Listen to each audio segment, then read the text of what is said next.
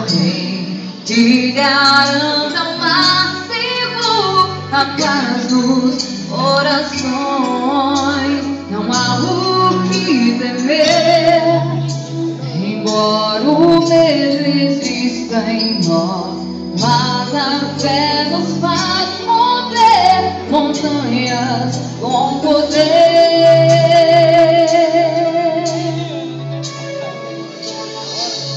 Pode um milagre vir acontecer quando você acreditar. A esperança em ti ninguém jamais irá matar. Depende só se tu quiseres crer.